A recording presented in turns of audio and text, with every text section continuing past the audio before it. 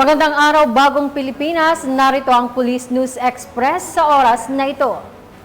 Nanatiling naka-alerto ang mga kapulisan, katuwang ang ibang ahensya ng pamahalaan sa probinsya ng Quezon upang tugunan ang mga epektong dulot ng hagupit ng Bagyong Christine.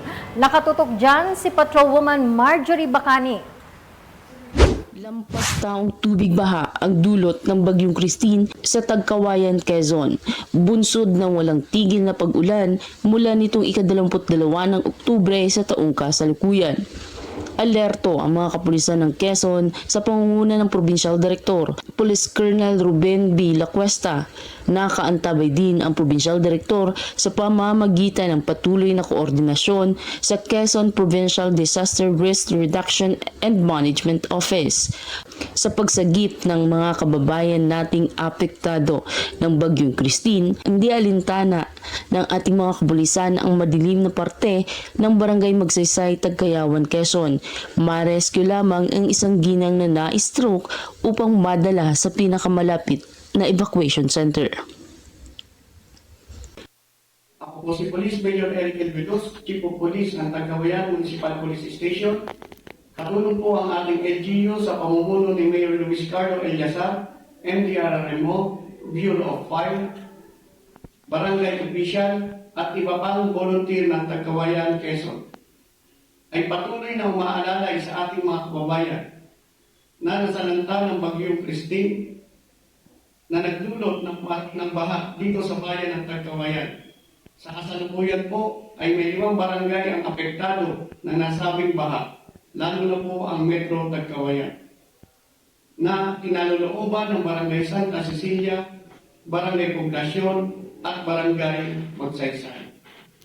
Agad naman pong nailikas ang humigit kumulang 1,556 na individual o 406 family at dinala sa evacuation center, na karamihan sa kanila ay nakabalik na sa kanilang mga tahanan.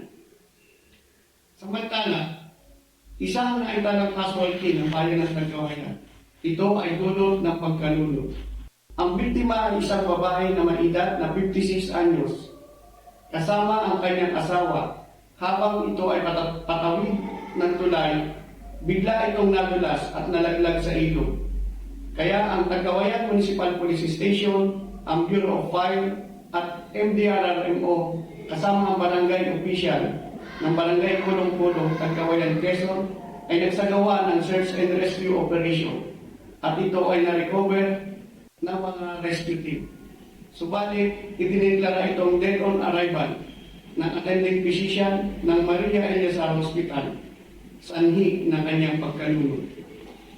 Sa kasalukuyan ng daan patungong Bicol at Manila ay passable para sa lahat ng mga biyahero. Umupa na din ng malakas na ulan at baha, kaya nagsasagawa ng clearing operation at ibang ahensya ng Tagkawayan, Quezon, kasama po ang Tagkawayan Municipal Police Station. Tiniyak ng Provincial Director, Police Colonel Ruben B. Lacuesta, ang kahandaan ng Quezon Police sa pagtulong sa ating mga kababayan na apektado ng Bagyong Christine.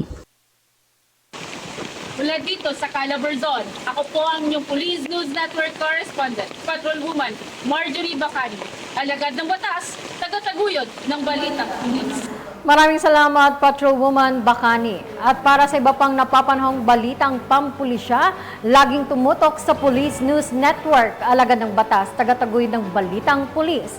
Ako po si Police Master Sergeant o Police Senior Master Sergeant Vanessa Villanos, nagbabalita para sa Police News Express.